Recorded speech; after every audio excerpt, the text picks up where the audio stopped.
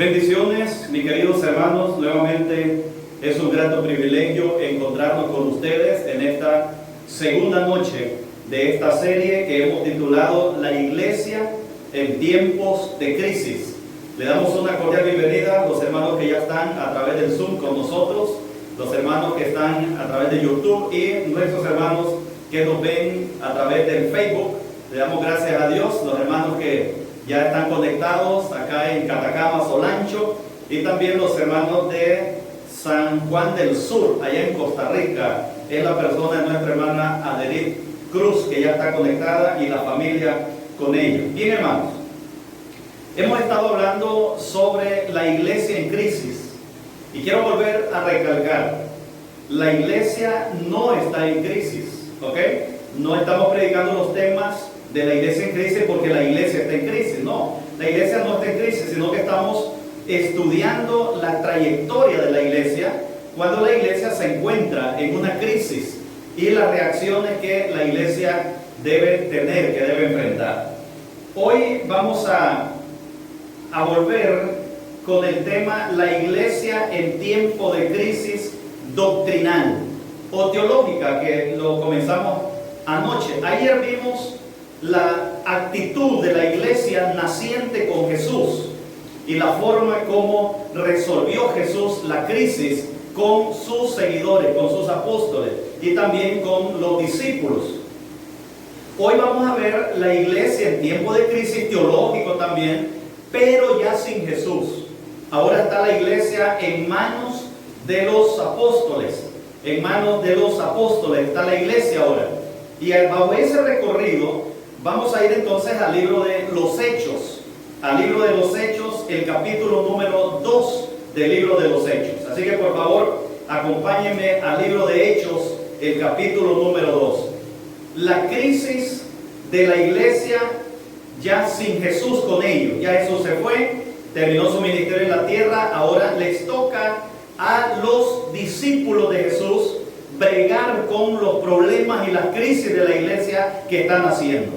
Así que el libro de Hechos, el capítulo número 2, y los versículos 42 y el 44 al 44, nos mencionan la condición de la iglesia en los tiempos de bonanza, en los tiempos buenos, en los tiempos donde no hay crisis.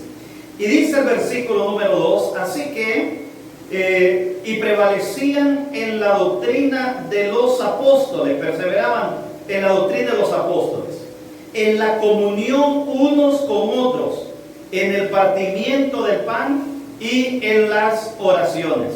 O sea, la iglesia está en un tiempo de bonanza, en un tiempo bueno.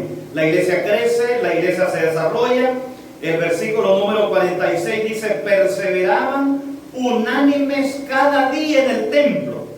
Iban al templo todavía, llegaban al templo a adorar. Ahí en el templo participaban en el pan, luego en las casas juntos se visitaban unos a otros. Había una coinonía extraordinaria entre ellos.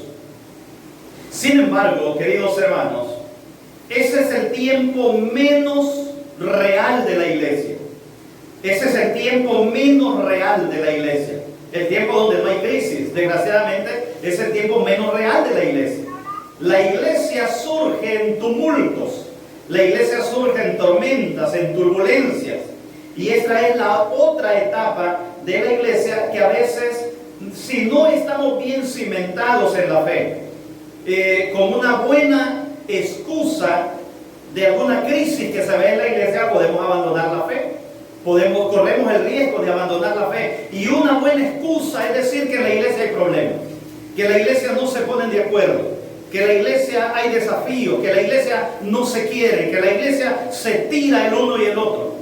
Y entonces mucha gente usa esa excusa buena, entre comillas, para abandonar la fe, para abandonar la iglesia. Ahora, la Biblia dice que en los tiempos de bonanza la iglesia crecía, se desarrollaba, etcétera, etcétera, etcétera. Cuando vamos a la iglesia con Jesús, mencionamos ayer que cómo respondieron los discípulos a Jesús frente a la pregunta inquisitiva de Jesús. ¿Queréis acaso iros vosotros también? ¿Qué le respondió Jesús? ¿O qué le respondió la pregunta de Jesús. ¿A quién iremos? Dijeron ellos. ¿A quién iremos? Si solo tú tienes palabra de vida, ¿a quién vamos a ir? Si es cierto que hay conflictos, si es cierto que a veces hay diferencias en la iglesia, ¿a dónde vamos a ir? No tenemos dónde ir.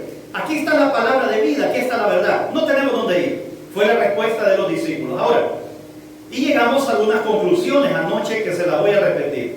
Dijimos, en los tiempos de crisis hay que ser firmes en los principios de nuestra fe. En los tiempos de crisis hay que ser firmes en los principios de nuestra fe. Eso fue lo que vimos ayer. Cuídate de no abandonar el barco en medio de una crisis. No es momento para abandonar el barco porque hay una crisis en la iglesia. Las crisis van y las crisis vienen en la iglesia. Luego, quédese donde está, en la iglesia. Ese es el mayor y más grande secreto para permanecer en la fe. Hoy veremos otro conflicto teológico diferente a lo que sucedió con Jesús. En la iglesia primitiva naciente, la iglesia que se reunía, la iglesia que tenía unidad, koinonía, la iglesia que tenía esa cercanía maravillosa, atraviesa ahora una crisis y va a enfrentar túmulos de crisis, una tormenta tras otra de crisis. Y el libro de Hechos está lleno de buenos ejemplos. Ahora la pregunta es, ¿cómo los discípulos le hicieron frente a los desafíos teológicos de su tiempo? Y esta iglesia nos pone pautas, nos pone ejemplos, nos pone ideas, cómo la iglesia debe resolver los asuntos teológicos cuando los hay dentro de la congregación. Y para eso vamos a ir al libro de Hechos, el capítulo número 14. Acompáñenme por favor al libro de Hechos, el capítulo número 14. Y la iglesia viene trabajando bien, viene predicando, viene creciendo, hay koinonía, hay unidad, hay respeto, hay buena vida. Pero resulta que de repente la iglesia naciente de Hechos comienza a crecer, y el crecimiento siempre va a traer conflicto, siempre va a traer incomodidad de una u otra manera. Y la iglesia empieza a crecer, a expandirse por muchas regiones, por muchos lugares. Los predicadores, los apóstoles se van creciendo, los dones regalados por el Espíritu Santo, y la iglesia va multiplicándose de una manera maravillosa. Pero siempre el crecimiento trae crisis. Y dice el libro de Hechos, el capítulo número 14, y el versículo número 1 lo siguiente. Aconteció en Iconio que entraron juntos en la sinagoga de los judíos y hablaron de tal manera que creyó una gran multitud de judíos y de griegos. Versículo número 2. Pero los judíos que no creían, excitaron y corrompieron los ánimos de los gentiles contra los hermanos. ¿Cuál es el problema ahora que enfrenta la iglesia? La iglesia va creciendo y el crecimiento trae crisis. En el crecimiento de la iglesia se encuentra con judíos que quieren mantener los principios teológicos de Israel, de Judá, del pueblo judío. Y está creciendo por otro lado los gentiles, y en un momento llegan a converger, llegan a juntarse los dos grandes grupos, con dos grandes filosofías de fe, dos grandes teologías en la mente: los judíos con el sistema del Antiguo Testamento y los los gentiles con la filosofía del Nuevo Testamento. Y entonces comienza un problema teológico entre medio de la congregación.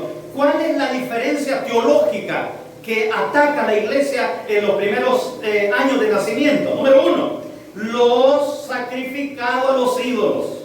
Y entonces los judíos decían que no se podía tocar lo que era sacrificado a los ídolos, y los gentiles decían, no, es que Pablo dice que ya no nos busquen en comida y en ceremonias.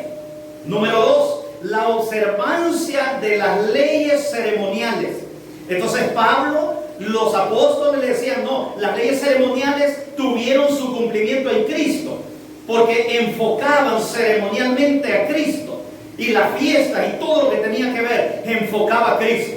Y entonces los gentiles decían, no, ya no existe eso. Y los judíos decían, ¿cómo no? Tienen que guardar las fiestas, tienen que guardar las ceremonias, las leyes ceremoniales. Y había un conflicto ahí. Luego los judíos decían, tiene que circuncidarse.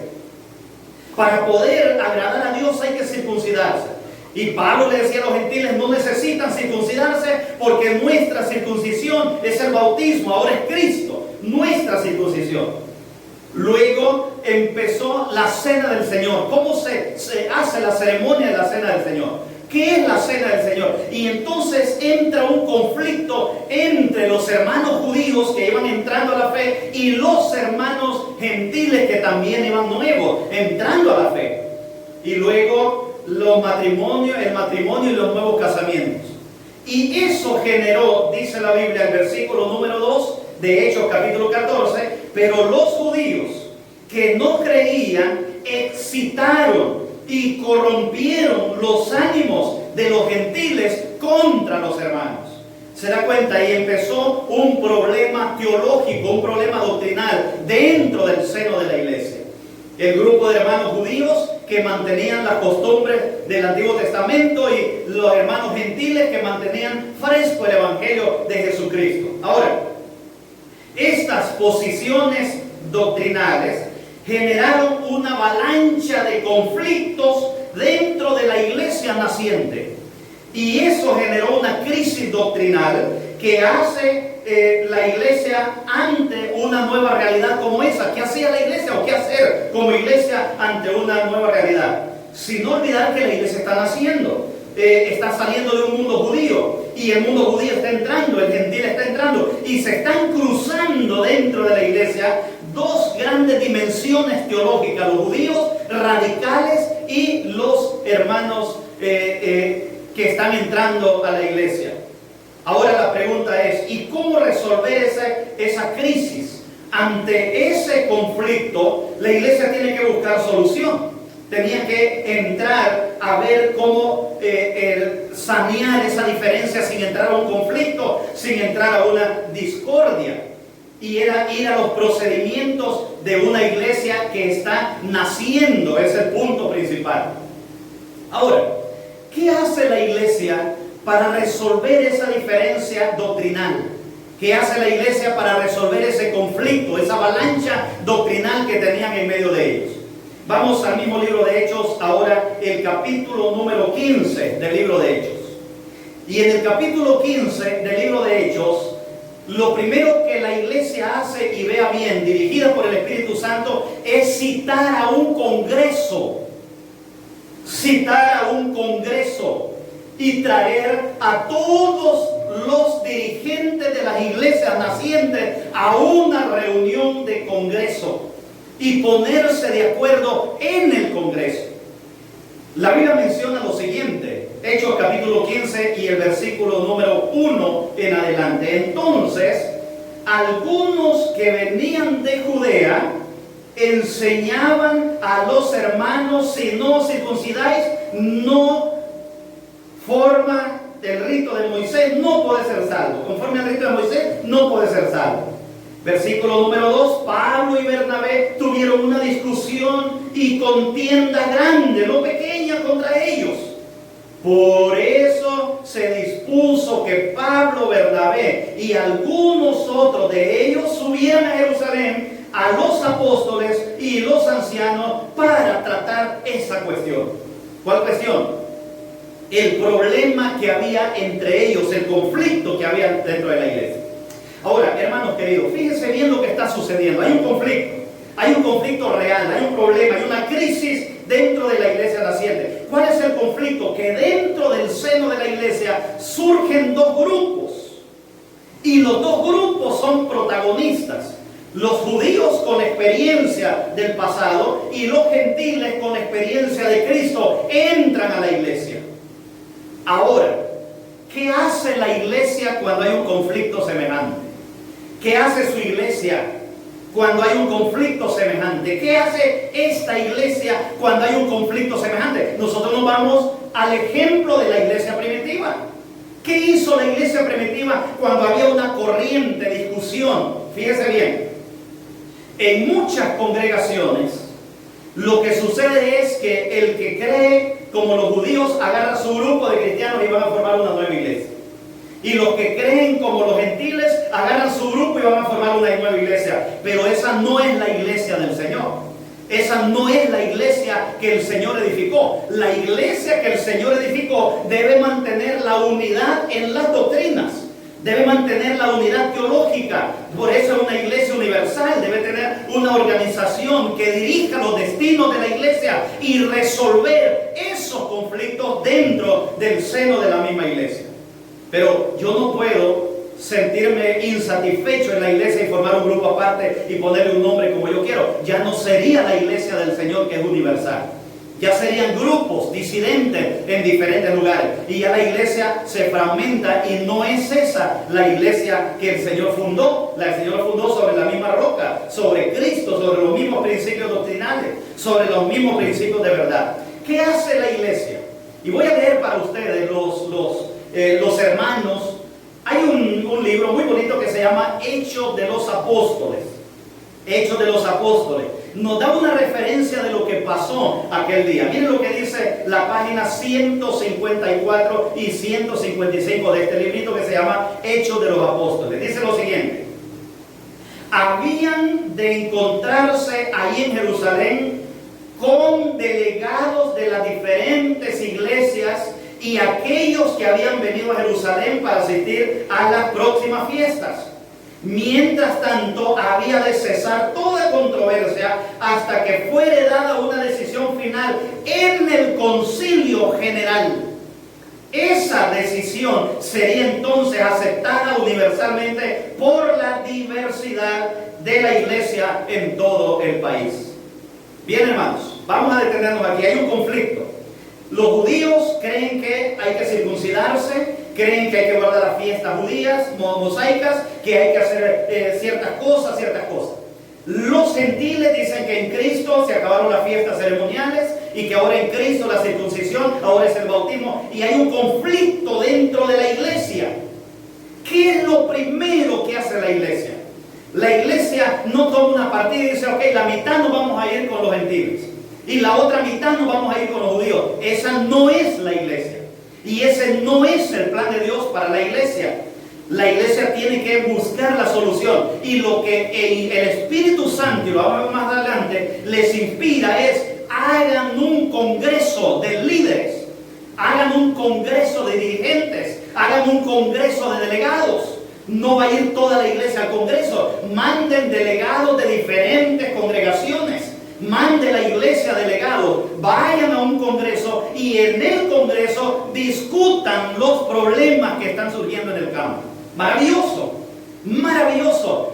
A veces nos encontramos con hermanos lindos de nuestra congregación que están molestos con el ministerio, molestos con administraciones pasadas, molestos con eso. Y entonces alguien llega y les enciende la idea de separarse porque la iglesia ya cayó en la idolatría, la iglesia cayó en pecado y la iglesia es Babilonia y la iglesia ya no está Dios con ella. Y muchos hermanos desgraciadamente caen en el problema de hacer una separación, de hacer un grupo y aparte alejado, solo ellos, porque solo ellos van a acabar el evangelio en el mundo entero. Hermanos, esa no es la iglesia. Y ese no es el ejemplo que dio la iglesia primitiva. La iglesia primitiva dice: vamos a citar un concilio, vamos a citar un congreso, vamos a citar a los líderes y que los líderes vengan y discutamos esta cuestión entre los líderes. Ahora, nosotros tenemos un reglamento como iglesia todavía que aprendimos de la iglesia primitiva. El manual de la iglesia, la página 111 y 113, usted puede leer ahí si tiene el manual de la iglesia. Aconseja la práctica de los apóstoles para la iglesia hoy en día.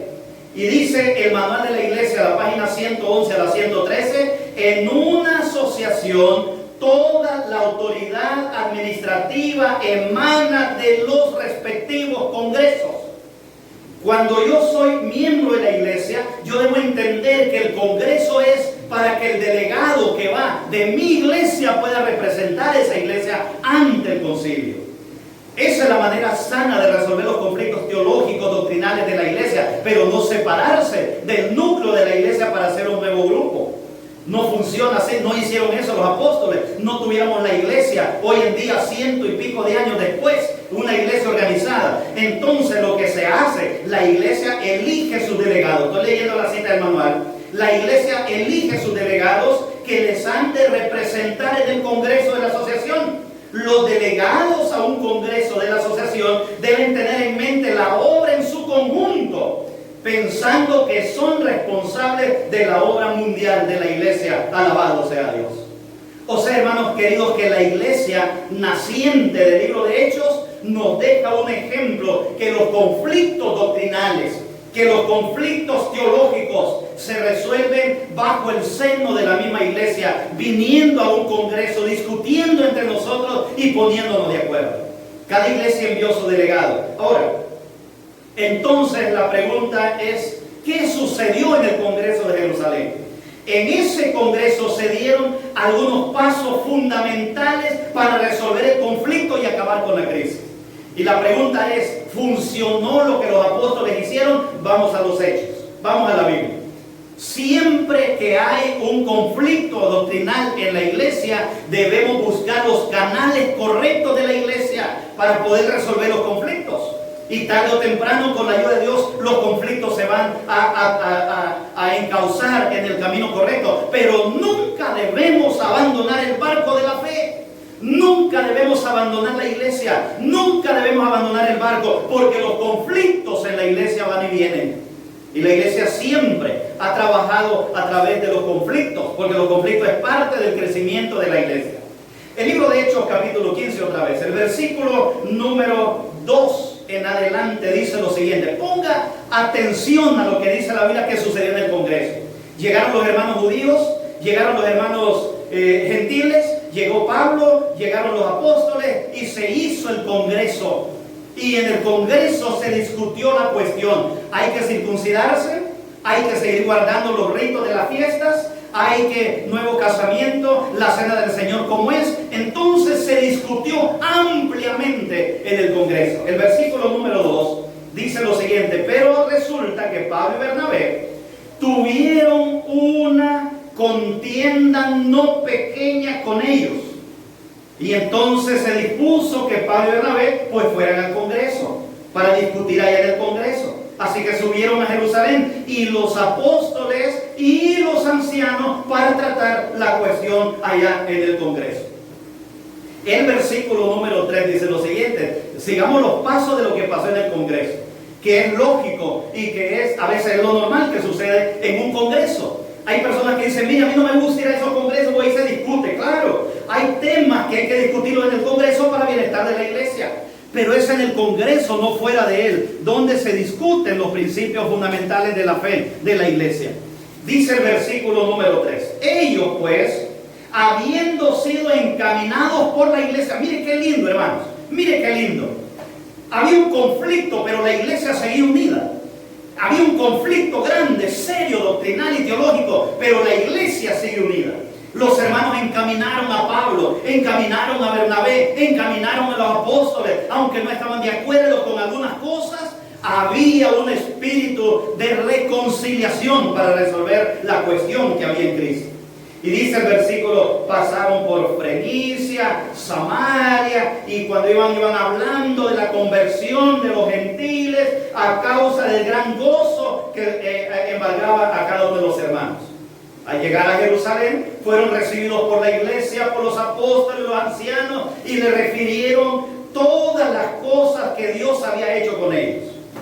Pero algunos de la secta de los judíos, de los fariseos, que habían creído, se levantaron diciendo, es necesario circuncidarlos y mandarlos que guarden la ley de Moisés. Entonces se reunieron los apóstoles y los ancianos para conocer acerca de este asunto y cuál sería la mejor decisión para la iglesia. Ahí está la iglesia en vivo celebrando un congreso, un concilio para resolver problemas de la iglesia. Porque los problemas de la iglesia se resuelven dentro de la iglesia. Porque resolver un problema dentro de la iglesia es para que continuemos unidos en la misión que Dios nos encomendó, no para separarnos de los principios fundamentales de la iglesia. Y llegaron al Congreso se reunieron en el Congreso, discutieron acaloradamente en el Congreso.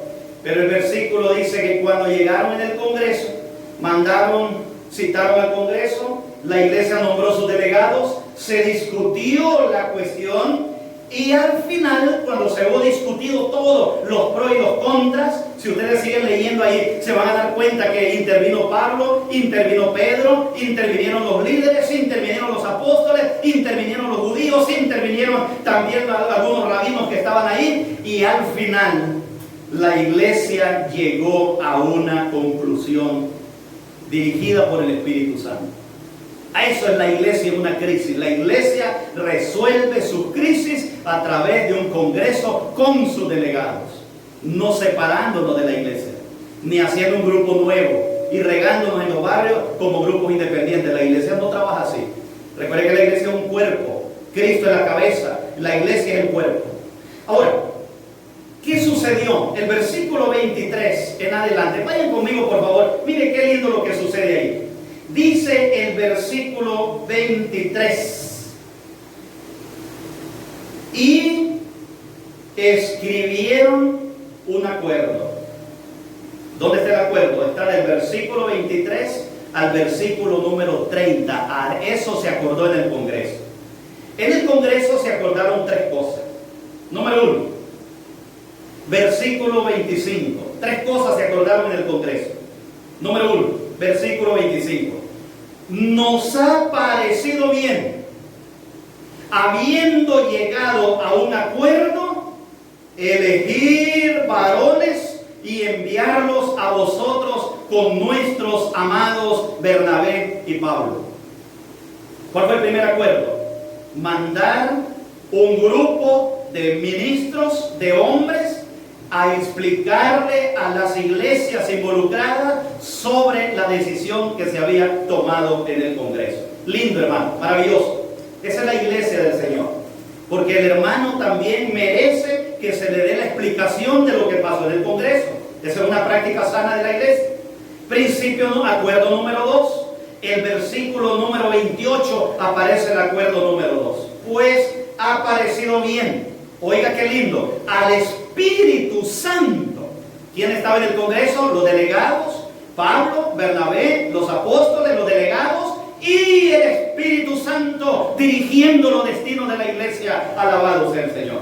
Y donde el Espíritu Santo dirige los destinos de la iglesia va para bien, porque el Espíritu Santo es el que dirige la iglesia y los destinos de la iglesia. Y el versículo dice: nos ha parecido bien al Espíritu Santo y a nosotros no imponeros ninguna carga más que las cosas necesarias. Y dice que se abstengan de comer cosas sacrificadas a los ídolos, de la sangre de ahogado. Y entonces le dan los acuerdos. Los acuerdos son no más fiestas ceremoniales, pero que se abstengan de comer algunas cosas, no circuncidados, pero que se abstengan de comer algunas cosas por la conciencia de los hermanos judíos. Ahora, hermanos, aquí viene lo lindo de la iglesia, lo maravilloso de la iglesia a la cual usted es miembro. Dice el versículo número 31: habiendo leído, se regocijaron por la consolación. ¿Por qué se regocijaron? Por el acuerdo que habían tomado. ¡Oh, qué maravilloso! Imagínense una iglesia no ordenada, una iglesia no sujeta a los líderes ni al Congreso. Hubiera dicho: no, yo no estoy de acuerdo, mejor me separo. Pero no sucedió eso en la iglesia. Porque cuando nosotros creemos que el Espíritu Santo dirige la iglesia, nosotros entendemos que el Espíritu Santo habla a través del Congreso de la iglesia. Y luego dice el verso 32: Judas y Silas, que también eran profetas, consolaron y animaron a los hermanos con abundancia de palabras. Fíjense, hermanos, qué bonito.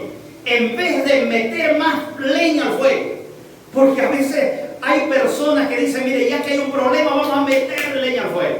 Y ya la gente empieza a decir: mire, qué barbaridad lo que está pasando en la iglesia. Mire, qué triste lo que le está pasando a mi amada iglesia. Y hay gente que dice: me duele lo que le está pasando a mi amada iglesia. Esa no fue la actitud, dice, de Judas y de Silas. Esa no fue la actitud esa no fue la actitud de los líderes, de los que fueron al Congreso. Los que fueron al Congreso salieron con una sola visión, con una sola misión, de sanear los problemas de la iglesia y de acuerdo a lo que se había tomado en el Congreso. Ay, hermanos queridos, cuánto sufre la iglesia cuando hay hombres sensacionalistas, cuando hay hombres que les encanta el pleito, que les encanta la rencilla y que dicen, mire, yo no estoy de acuerdo, a saber cómo se cocinó eso, yo no comparto. ¿Es de la iglesia o no eres de la iglesia? Ahora, fíjense bien lo que sucede a continuación. Y quiero que grabemos en nuestra mente la actitud de la iglesia cuando hay un conflicto teológico doctrinal. No es una actitud de condena, de tirar piedra, de a ver quién se salva y de a ver quién está mal y que solo yo estoy bien. Esa no es la actitud de la iglesia y de los miembros de la iglesia. Primero, cuando hay una crisis, si hubiese una crisis en la iglesia, hermano querido, no deje de orar por la iglesia y sus dirigentes. Amén, hermanos. Cuando hay un conflicto en la iglesia, no debemos dejar de orar por la iglesia, ni dejar de orar por nuestros dirigentes, nuestros ancianos, nuestros tesoreros, nuestras secretarias de iglesia, nuestros miembros de junta. Debemos orar por los dirigentes de la iglesia cuando hay conflicto. Es momento de orar por la iglesia. Número 2, exalte siempre las cosas positivas que suceden en la iglesia. Mire lo que dice el versículo número 2. Me llama la atención el verso número 2 de 3 y 4, perdón, de Hechos 15. Pues vamos a leer ahí. Mientras ellos van para el Congreso, no habían llegado todavía al Congreso, mientras ellos van para el Congreso, dice la Biblia lo siguiente. Mire lo que hacía Pablo, mire lo que hacía Silas, mire lo que hacía Bernabé, mire lo que hacían los apóstoles. Dice el versículo número 3, ellos pues, habiendo sido encaminados por la iglesia, pasaron por Fenicia y Samaria, contando ¿qué? No contando el pleito, no diciendo, mire qué barbaridad esos judíos lo que andan enseñando, mire qué barbaridad esos gentiles metiéndole más fuego a las cosas. Hay gente que cuando mira un conflicto en la iglesia, en vez de sanear los problemas que hay en la iglesia, preparan el sermón, preparan la plática y todo es tirar y tirar y tirar y tirar y remarcar lo negativo y lo negativo. Hermanos, siempre va a haber cosas negativas, aún en su vida, aún en la iglesia, aún en su familia hay cosas negativas, porque somos humanos. Pero dice la Biblia que estos líderes, cuando iban para el Congreso, iban hablando, miren hermano, en vez de hablar de lo que el problema que hay con los judíos, en vez de hablar del problema que hay con los gentiles, dice que ellos le decían, mire, le contaban cuántas cosas grandes estaba haciendo el Señor para la iglesia. Alabado sea Dios. Y dice el versículo 3 que ellos llegaban y le contaban de la conversión de los gentiles a causa del gran gozo que generaba a todos los hermanos. Y donde iba pasando Pablo y le decían, hermano Pablo, ¿qué piensa usted de los judíos? Pablo decía, hermano, mire, hemos crecido, la iglesia está creciendo, el Espíritu Santo se está moviendo en la iglesia, familias enteras están siendo convertidas. Y entonces la gente, en vez de centrarse en la falla de la iglesia, en la falla doctrinal, en el conflicto, en vez de encender el fuego del conflicto, él encendía el fuego del evangelio. Maravilloso. Por lo tanto, queridos hermanos, exalte siempre las cosas positivas de la iglesia. Hay cosas negativas en su iglesia, lógicamente que sí, y todos son humanos. Hay cosas feas en la iglesia, claro, todos son humanos. Sin embargo, queridos hermanos, el buen creyente de Dios, el buen miembro de la iglesia, siempre va a hacer lo que Pablo hacía. Donde iba y le salían con el chisme, decía, no, maravillosa la iglesia, linda mi iglesia, porque es la iglesia del Señor, alabado sea Dios. Y el versículo número 4 dice, al llegar a Jerusalén fueron recibidos por la iglesia, por los apóstoles y los ancianos, oiga bien, y le referían todas las cosas que Dios había hecho con ellos. Nunca miramos a Pablo echándole tierra a aquellos, echando tierra a los otros. Mira, va a haber en el Congreso, ahora sí, yo soy delegado al Congreso, ya va a haber, hermano, yo voy a pelear, a eso voy a pelear. Hermano, usted no va a un Congreso a eso, usted va a un Congreso a tomar decisiones, a hacer claras las ideas y a ser guiado por el Espíritu Santo. Esa es la iglesia del Señor. Esa es la iglesia que enfrenta los conflictos. Esa es la iglesia que se sobrepone a los conflictos. Y dice el principio número 3, sea respetuoso en todo momento de los dirigentes de la iglesia. Dios los ha puesto ahí. Hermanos, es triste cuando usted está frente a un grupo de personas que no respetan ni a los dirigentes de la iglesia, ni a la iglesia, ni a Dios. Y mire qué maravilloso lo que dice la Biblia en el versículo número 12 y 13. Por favor, en el versículo número 4, 5, 6 se armó la discusión. Y cuando se armó la discusión, se armó el conflicto en el Congreso. Las cosas se pusieron complicadas en algún momento del Congreso. Pero dice el versículo 12 y el versículo número 13, según el principio, sea respetuoso en todo momento con los dirigentes de la iglesia. Dice el versículo 12 y 13, entonces toda la multitud cayó. ¿Para qué se callaron? Para oír, ¿a quién, hermanos? A Bernabé. ¿Sabe quién era Bernabé? Era el líder que se había nombrado para dirigir ese congreso.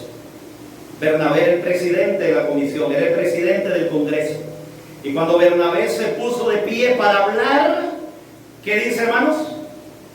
¿Qué dice que sucedió? Dice, cuando Bernabé se puso de pie, toda la multitud se cayó.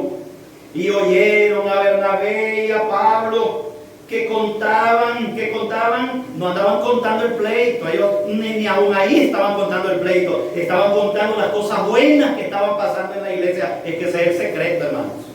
Contemos las cosas buenas de la iglesia, enseñemos las cosas buenas, hablemos de las cosas buenas de la iglesia. Y dice el versículo, cuando empezaron a hablar grandes cosas, señales, maravillas que había hecho Dios por medio de ellos entre los gentiles. Cuando ellos callaron, Jacobo, que era el nombrado para dirigir la obra a nivel general, a nivel global, cuando ellos callaron, Jacobo respondió diciendo, hermanos, oídme. Ese era el líder máximo que había en ese congreso. Él era el apóstol encargado de la obra, no Pedro, sino Jacobo, era el dirigente de la iglesia máxima. Y entonces cuando Jacobo se levantó, sea respetuoso en todo momento de los dirigentes de la iglesia que Dios ha puesto ahí. Y ahora, hermanos queridos, el versículo 32, y con eso voy a terminar, porque el tiempo nos va a traicionar. Versículo 32, 15:32. Judas y Silas también eran profetas, consolaron y animaron a los hermanos con abundancia de palabra. Alguien quedó herido ahí, o judíos o gentiles, pero había una herida ahí, había una cicatriz. ¿Y qué dice la Biblia que hicieron ellos? Fueron a consolar las heridas. Qué lindo eso, hermano. Eso es de cristiano, eso es de la iglesia. Cuando la iglesia llega no a abrir las heridas, abrir las cicatrices, sino a sanear. Conviértase en un agente de reconciliación cuando hay crisis. Qué lindo llegar donde personas que alguien quiere llegar a meterle y entonces le dice, hermano, mejor oremos. ¿Qué le parece? Venga, oremos, llévenlo a la sala, arrodíllelo, ore. Porque, hermanos queridos, al final sepa que Dios dirige su iglesia. Luego la sierva del Señor dijo, no tenemos nada que temer del futuro a menos que olvidemos la manera en que el Señor nos ha conducido y lo que nos ha enseñado en la historia pasada. Hermanos, voy a concluir. Y quiero dejarles claro al principio, no está en crisis la iglesia. No, la iglesia no está en crisis. Y yo no estoy predicando porque la iglesia está en crisis, estoy predicando porque es la palabra de Dios. Y el Señor nos ha mandado a predicar la verdad. Pero queridos hermanos, mi intención es que recordemos juntos en este recorrido, que las diferentes crisis, etapas que atraviesa la iglesia y la manera sabia como Dios la ilumina e instruye para que pueda perseverar la unidad. Dios ha estado siempre dirigiendo la iglesia y Dios dirigirá la iglesia siempre. Para eso está el Señor, dirigir la iglesia a través de los tiempos. Por lo tanto, queridos hermanos, nosotros estamos agradecidos con Dios por la iglesia a la cual el Señor nos ha permitido pertenecer. la iglesia universal, la iglesia que predica las verdades eternas a una generación que necesita del consuelo y de la paz del Señor. Emmanuel, por lo tanto, queridos hermanos, Dios nos ha llamado a caminar tomados de su mano poderosa. Hoy que la iglesia está en una crisis social, no en una crisis eclesiástica. Estamos todos en una crisis social. No sabemos si tarde o temprano la iglesia tendrá situaciones complejas en su estilo de adoración. Sin embargo, queridos hermanos, podemos orar al Señor hoy y decirle: Señor, permite que nuestra fe, permite que nuestro caminar sea un caminar con Cristo Jesús a través de todos los tiempos de la historia de la humanidad.